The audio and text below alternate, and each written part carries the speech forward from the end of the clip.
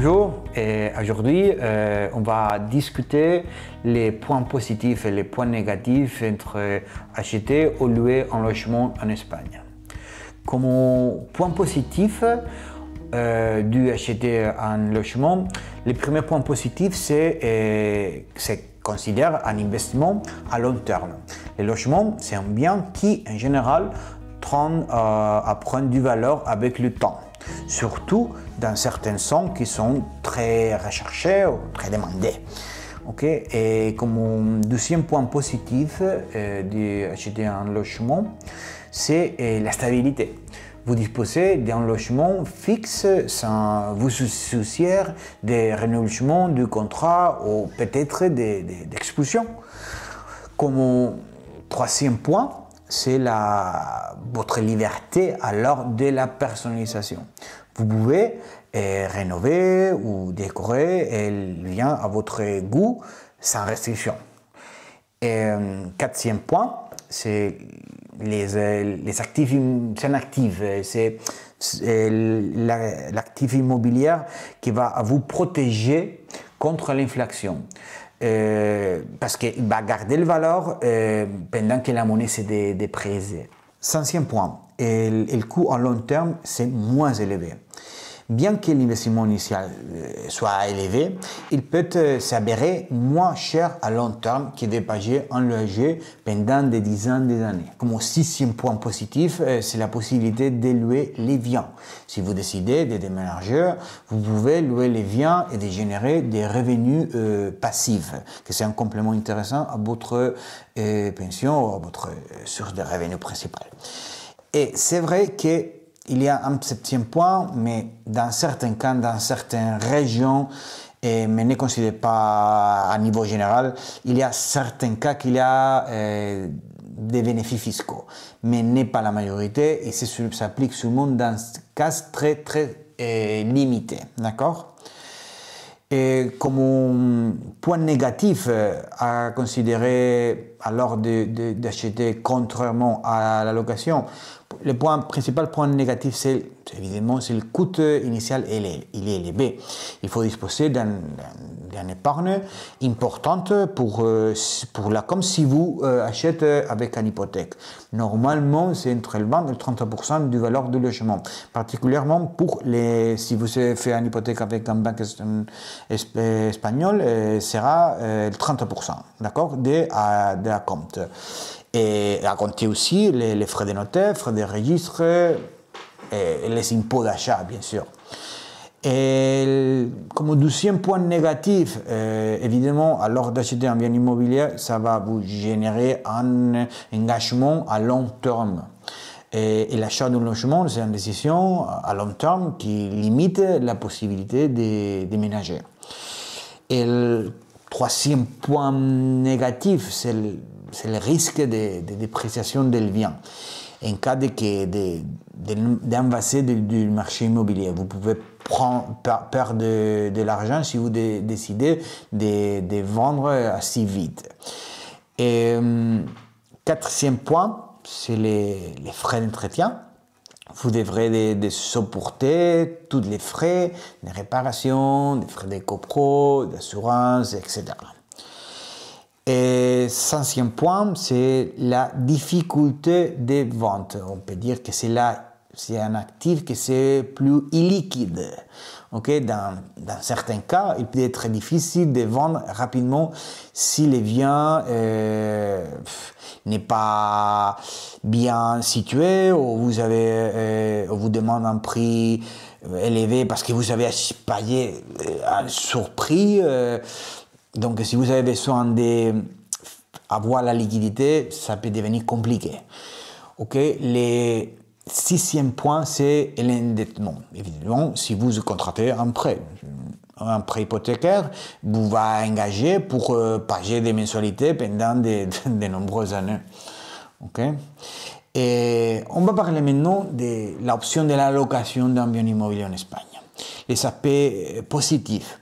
Le principal aspect positif, c'est la flexibilité. Vous pouvez déménager plus facile si vous changez d'emploi, de ville ou vous n'aimez pas continuer à vivre dans le même endroit. Donc c'est intéressant pour une personne qui les ressent, qui vient d'arriver, qui ne connaît pas les villages ou le coin. Et le deuxième point positif, c'est que le coût initial il est moins élevé. Vous n'avez pas besoin d'une épargne importante. Normalement, c'est payer les cautions, que c'est entre 1 et 2 mois, et votre premier mois de loyer. Okay?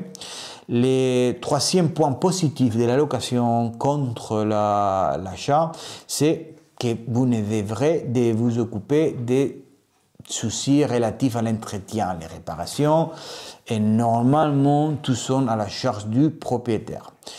Et le quatrième point, c'est le risque de dépréciation. Vous n'avez pas de risque de dépréciation parce que vous n'êtes pas exposé à fluctuation du marché immobilier, parce que vous n'êtes pas le propriétaire de la maison.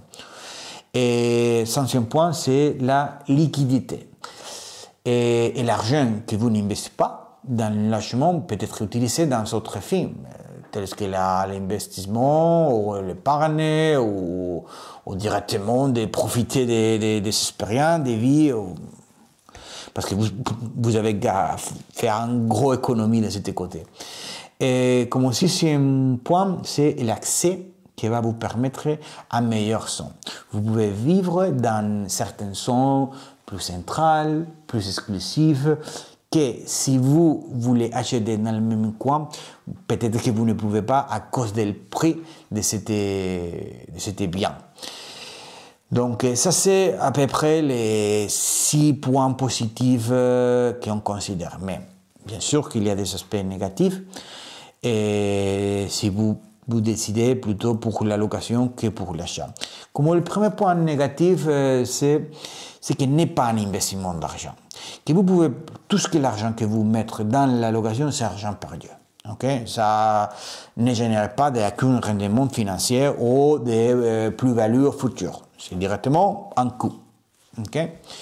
Deuxième point, c'est la instabilité. Vous dépendez du propriétaire qui peut-être qui peut décider de ne renouveler pas le contrat ou qu'il décide, pour son situation personnelle, de vendre les biens. D'accord? C'est vrai que normalement les contrats de longue durée, selon la loi, c'est entre 5 et 7 ans, okay? Que vous pouvez rester dans la maison. Mais quand le contrat se termine, le propriétaire il peut décider de changer les conditions initiales du contrat. Et parce que si le marché est augmenté, il peut dire que non, que te cancelle le contrat et il va louer un nouveau prix plus élevé que vous pouvez accepter ou vous ne pouvez pas accepter. Mais en tout cas, ça va vous prendre le risque d'être dehors, pour aller chercher à notre maison. Et actuellement, c'est une situation un peu compliquée. Et troisième point, négatif par rapport à la location contraire à l'achat, c'est la hausse des prix de la location. Les loyers, ils peuvent augmenter avec le temps, surtout dans les zones que la demande il est forte. Et normalement, dans les contrats, le propriétaire il va avoir le droit d'augmenter tous les ans avec un minimum d'augmentation par inflation. Okay? Actuellement, nous sommes à 2 ou 3%, mais on a vu comment l'inflation peut arriver à 5, 6 ou peut-être plus. Et comme quatrième point, c'est la limitation des personnalisations ou des adaptations à votre besoin. Vous ne pouvez pas apporter des modifications ou des changements importants sans l'autorisation du propriétaire. Et peut-être ou avec certaines exactitudes, le propriétaire va vous demander que c'est à votre coût toutes les modifications que vous voulez faire, parce qu'à la fin, c'est pour que vous profitez. Donc, ça, c'est des frais supplémentaires. Comme cinquième point négatif, c'est le coût à long terme. À long terme, le paiement d'un loyer peut s'avérer plus coûteux que l'achat d'un logement, car vous n'accumulez pas de fonds propres. Sixième point négatif, c'est la dépendance à l'égard du marché. Dans les villes où la demande est forte, il peut être difficile de trouver un logement abordable et de qualité. Donc, avec tout ce qu'on a résumé, on va poser cette conclusion.